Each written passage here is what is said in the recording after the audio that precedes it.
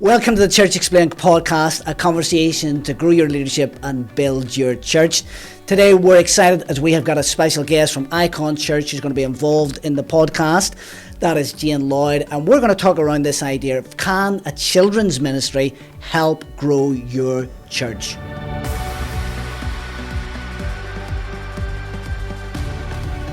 Hi, I'm Dave. And I'm Nathan, and we're your hosts on the Church Explained podcast. And today we're joined on the podcast by Jane Lloyd, who is one of the pastors at Icon, a little whoop over there. Yeah. And you've been heading up, we were just talking kids ministry for 20 years. Wow.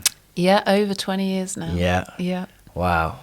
And we were trying to work out exactly, but we can't work out exactly how long. No, it's memory's fading. So Sam, who the listeners know is always behind the camera. He's 20, the good-looking one, though. He should really be there, should he? Yeah, no, he should be in front of the camera. He's 29, and he was in the kids ministry as well. He was. Jane, why don't you tell us a little bit about yourself, your family, leadership, all of that?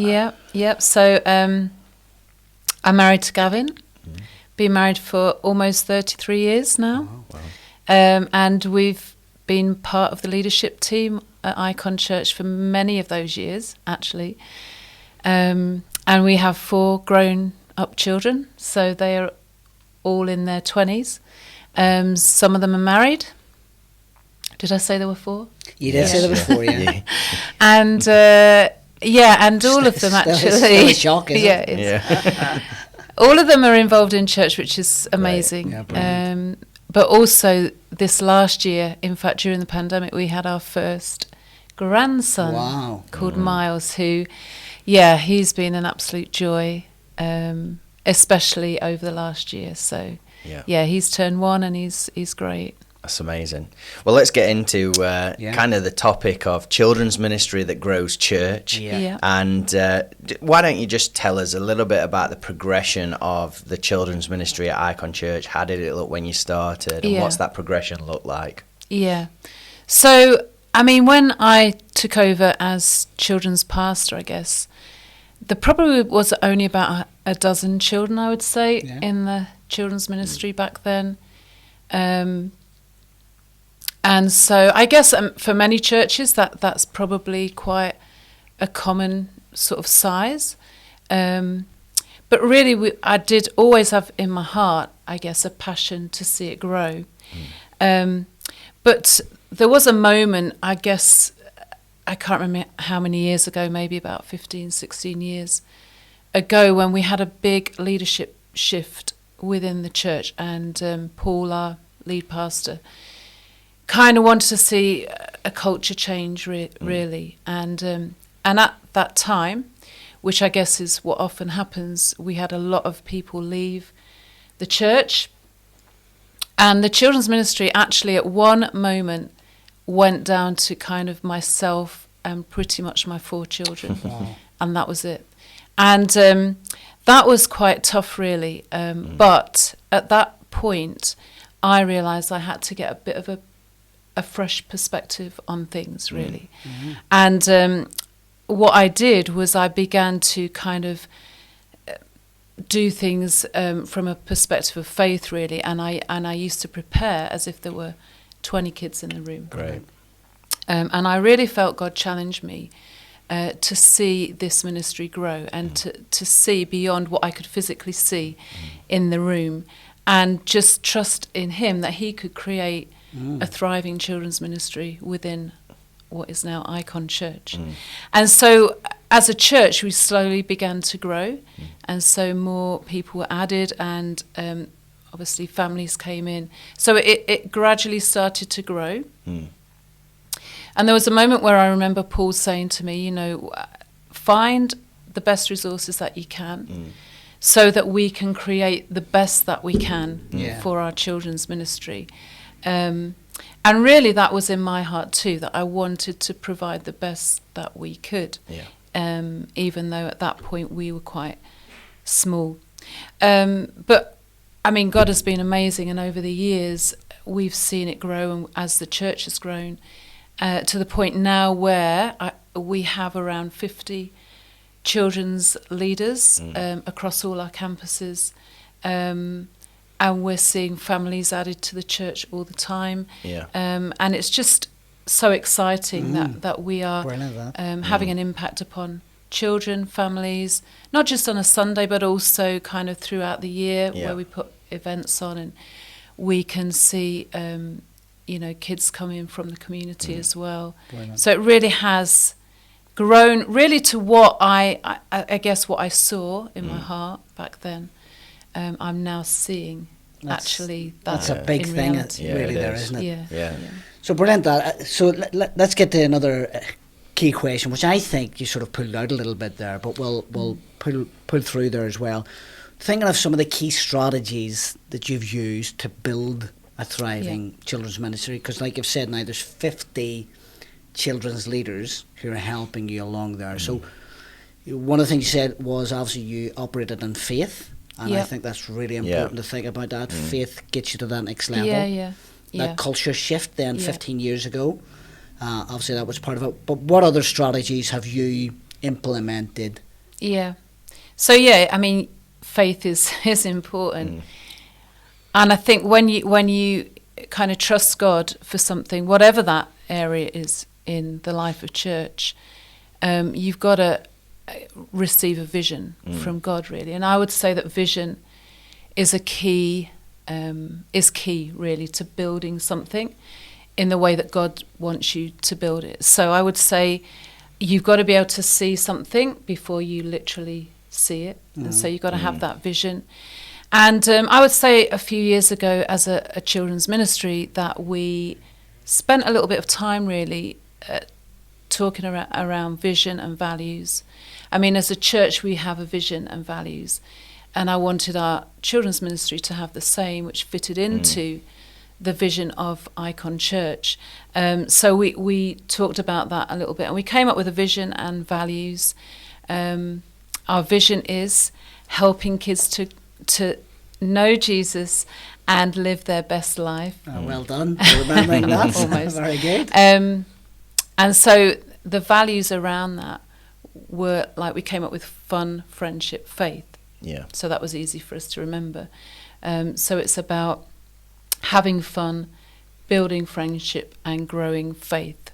And that's what we want to see in our children as they, come up through kids ministry and grow in church. So vision is crucial, and I think then praying into that vision is so important, and that's where the faith comes in, and you trust in God to actually resource you with what you haven't got, because we have a big vision. And so we often say in church that we have more vision than we have resources, and the same is true in kids ministry. But I remember there was one particular time where I really needed another key person alongside me who had as much passion that I had to see this thing grow. And we didn't have a lot of team at that point, but I really prayed and believed that God would give me somebody. And literally within 2 weeks, a new person came into church. And within a few weeks, I found out that they had a passion for kids ministry, and to cut long story short, they came onto my core team eventually and served on that team for many years. So prayer does work, it does change things, and I think you just got to have that faith to believe that God is gonna do the impossible, what seems impossible at the time. So praying is really crucial. And then I think the third thing I would say is recruiting the right people. Very good.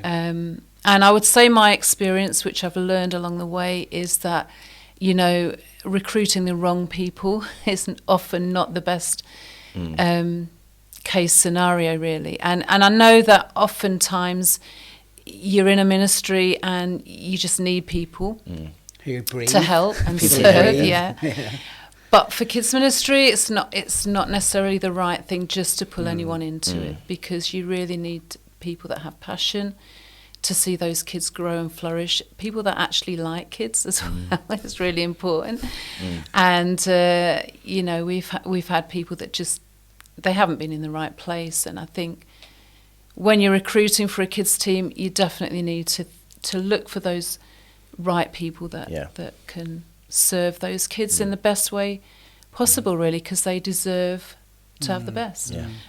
So I think recruitment is a real key ingredient to building a successful ministry. Let's talk about that whole thing around teams as well, and building teams, like, you know, even just getting into the fundamentals, what you do, how often you meet, but also I know, because of being youth pastor, we have lots of young people who are in youth who serve in the kids ministry. I wondered if you'd just touch on that as well. Yeah, so I mean, to be honest, that has been brilliant. Some of my best leaders are my young leaders, and even we call some of them mini leaders. That's just because obviously in kids ministry, the whole thing around safeguarding is very, very important. So once they get to 16, obviously they can have a DBS check and everything. So they're fully fledged, if you like. But I encourage leaders that are younger than that, who maybe are in youth, but have that desire and that willingness to serve. And some of those have been my best leaders, because they're so enthusiastic and their heart is just so willing to serve, and they just do a great job. And I think it's a great learning ground as well, being in kids ministry, because you learn a lot of skills through that. Very good. So the youth have been key. And one of the things I'd add is, like, getting the young people involved. They see a bigger picture than just the youth or their bubble. They see serving as well. They do. And I think they see what impact they can have, because maybe they wouldn't impact an adult in the same way. But actually children, they can have a great impact on children. And quite relatable as well. Yeah, that's right. They're very close to their age, so they're into the same kind of things. They understand where kids are in their world, which is brilliant. So let me draw it a little bit more on that. So just thinking of your 50 team leaders that you have, what's the percentage there? This is not a question we've planned, but it's just interesting. What's the percentage there, do you think, of young leaders or mini leaders to adult leaders? Yeah. You're testing me, Dave. If I was to say roughly, it's probably 50-50. That's pretty good, isn't it? Yeah. That's really good. Yeah. And then when we do our events, of course, and I encourage whoever in the church, I encourage a lot of people to just get involved and serve on those, because we need big teams. And that's when I find that, I'm pulling more of those young people in, because they've obviously got the time in holidays and stuff like that. To give, so it's really... And you were mentioning there, Jane, a little bit about this idea of recruiting the right people. Do you have any simple things you do to recruit the right person? I guess a lot of that has come through youth involvement. Right. So that's quite kind of organic, really. It just kind of happens. Other than that, sometimes I'm looking for the right sort of person. You might ask the question of a person. If you know that they've got kind of background in working with children, they can be ideal people, teachers, anyone in education, that sort of thing. But actually what you often find is people don't want to do it because that's their 9 to 5, Monday to Friday job. They don't want to do that on a Sunday, which I get. I'm a teacher myself, but I've always been passionate. Church is my number one passion, I guess, anyway. And leadership, so that would make sense, really. But being a teacher, I suppose, that birthed in me a passion for kids and young people. So I've always had that passion, but that's not necessarily what happens with, those who are in education and come into the church. So you can't necessarily rely on that. No. And, we'll always try and put it out there that these are the areas in church life where you can serve. Sure. If you're interested in kids ministry, come and see us, come forward. So I guess we haven't had a lot of difficulty in recruiting in later years, more recent years. Yeah. As we did at the start. Because I guess it is more organic now, how people... Nice flow through that. Yeah, which is good. Yeah. You mentioned earlier about obviously the church's vision and your, kind of children's ministry vision and, not being separate.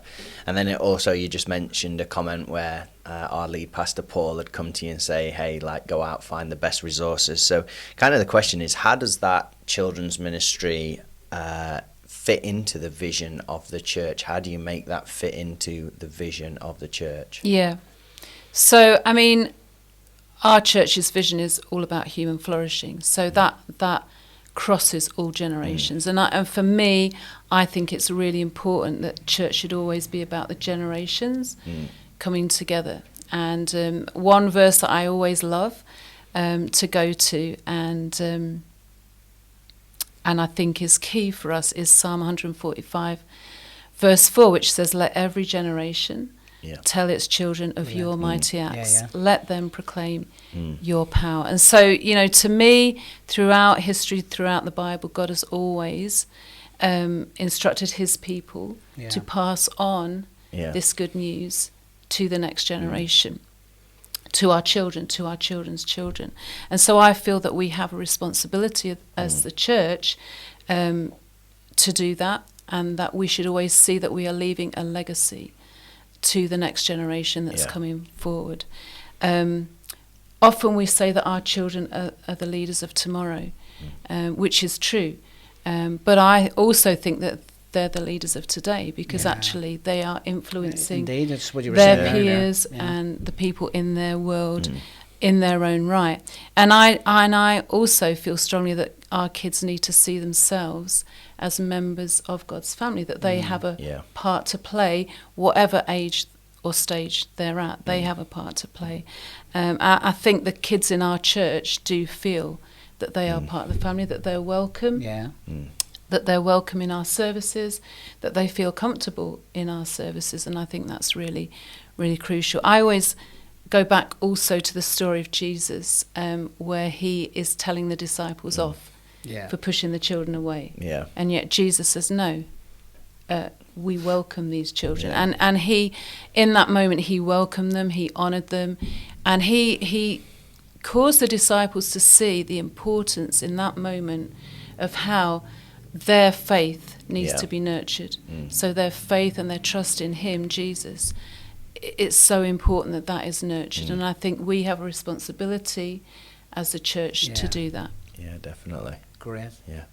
Hey, we've got a question here for you. A bit of a cheeky question, I have to say. Go on, Dave. Morning, ask the tough question. It's got to be come done. On, it's got to be let's done. do it.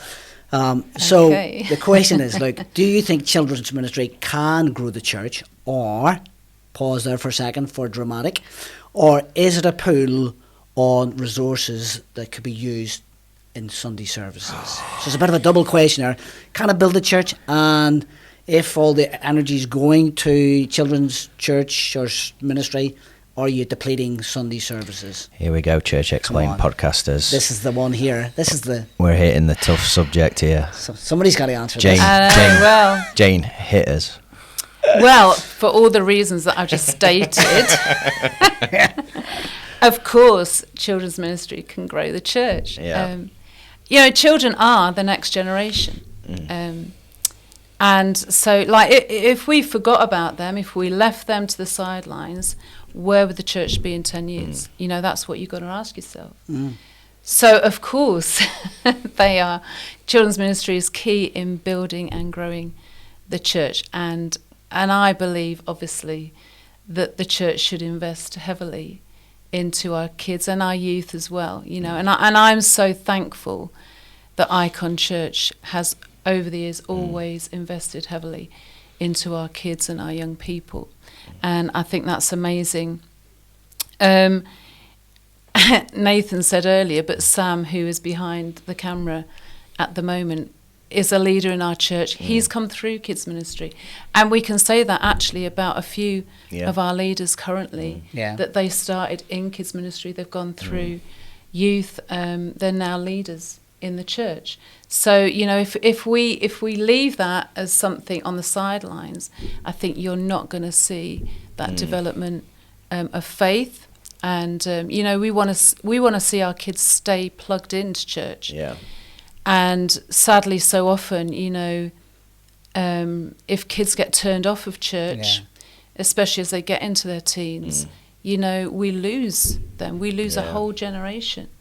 And so we are, I know as a church, so invested and keen to see our kids stay in church, develop their faith, see their faith grow, go on to become leaders, go on to serve in different ways in the life of church.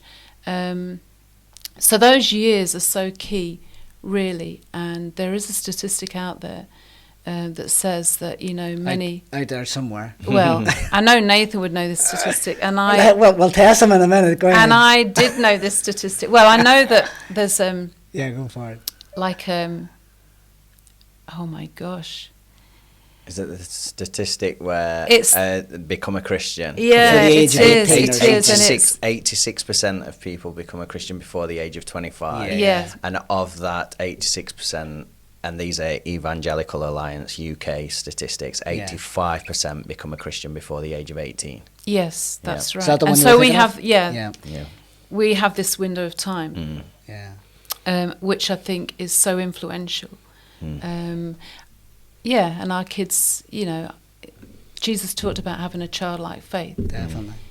And that's why, because our hearts are tender when we're young and we're more responsive to the gospel, which, you know, it isn't brainwashing, it's just that our hearts are tender and we're much more willing to accept the gospel than when we've got through those years and we formed our own opinions, and we're more resistant to hearing the good news. So it's so important. I wondered if you'd drop in, Yeah. actually, because obviously we talked about current children becoming leaders, but also we've done lots of community events where kids have come to it from the community or from the surrounding areas, and then families have come into church because of that.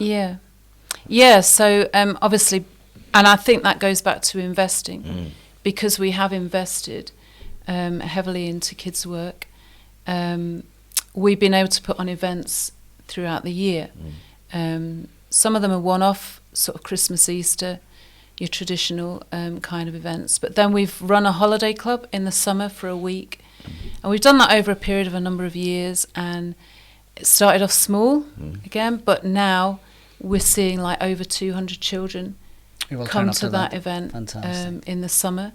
And yeah, because we've done that and we've grown, I guess, our integrity within the community That's a big, over a number of idea, years. that, Yeah, actually. Yeah, I think because people have to trust you, don't they? And I think we've built that up over a number of years to the point where we have an awful lot of children come to that. Because the percentage, actually, if we went on percentages, I would say over 50% would be from the community. Yeah, definitely. Oh, yeah, probably way over that, actually. Yeah, definitely. And families love their kids to come year on year. So we've built great connections up with our families in the community, and through that some have come to church, but it's provided that link and that connection, at least, and that ongoing sort of conversation, I guess. So that has been really brilliant, and made the church more accessible, I think, to, you know, our families in the community. I think one of the things that comes out to me, like just listening to the story, and I'll say I know some of the story, but I think one of the things that comes out is that progression over time. Yeah. So you didn't suddenly turn up and have an amazing large kids ministry. No. But it's taken time to build. Yeah. And also just pull out that idea of that integrity. I think that's key, actually. You know, like in a community, in a town, in a city, you know, where you've got integrity with people, then actually people will return again and again and again. But that takes time to build, doesn't it, really? Yeah, which definitely. you and your team have clearly done over time. And Yeah. I think that's a great takeaway even for people listening today, people watching.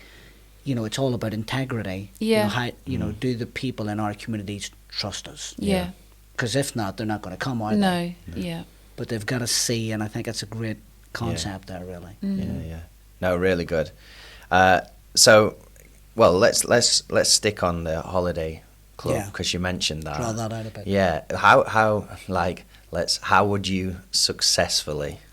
How would you run a successful holiday club? Yeah. So, obviously, we have done it for a number of years, and we started small. I think if you were thinking about starting something like that, obviously you want to find a resource that suits you, I guess, and there are good resources out there. So there are things that can help you start up. I can think of a couple straight away, which would be Scripture Union do provide a complete resource that you could just follow. And that makes it easy for you and your team. We have used that in the past. We've used another resource called Elevate, which is an American resource, because the media is good on that.